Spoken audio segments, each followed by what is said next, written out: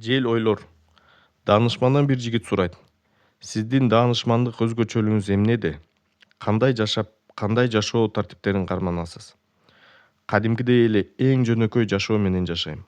Менин жашоо эрежем кадимкидей жашоо.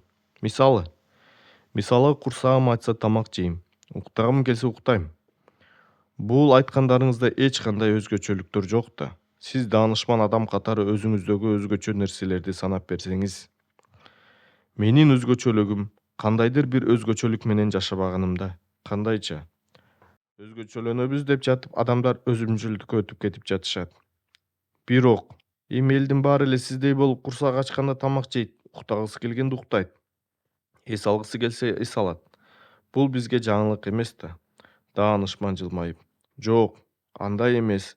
Силер тамактанып жатканда миң бир ойду ойлоп, тамак менен кошо санааны, кайгыны, таарынычты, башкача айтканда жел ойлорду кошо жейсиңер. Мындайда оозуңардагы тамактын майда чайланышына, ашказанга кетишине маани берилбей, ошондуктан тамак сиңирүү начар болуп, ден соолугуңар бузулат. Тамактануу учурунда тамактын өзүн гана жеш керек, ошонун гана даамын татыш керек. Анын кандай жакшы тамак экендигин тууралуу гана ойлонуу оң. Турмушуңдун өйдө ылдыйын кошо ойлонуп, көйгөйлөрдүн даамын кошо татып олтура берсең, кайдан кадимкидей тамактануу болот анан. Бул сөздөрдөн кийин ойлонуп калган жигит мурункусунан жоошуп ансып: А уктаганданчы? Дейт акырын.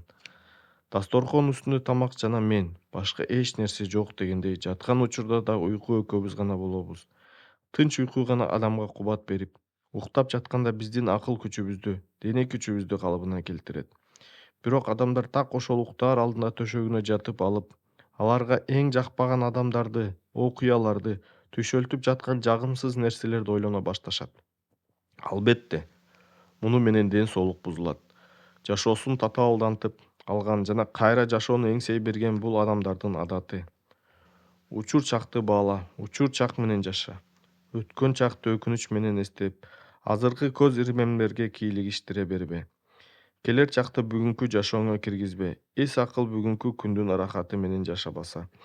Анда адам бүгүнкү жашаган жок деп эсептей бер. Бүгүнкү күнүңдө жок болуп турган ырахат эртеңки күнүңө да кирип кире албайт.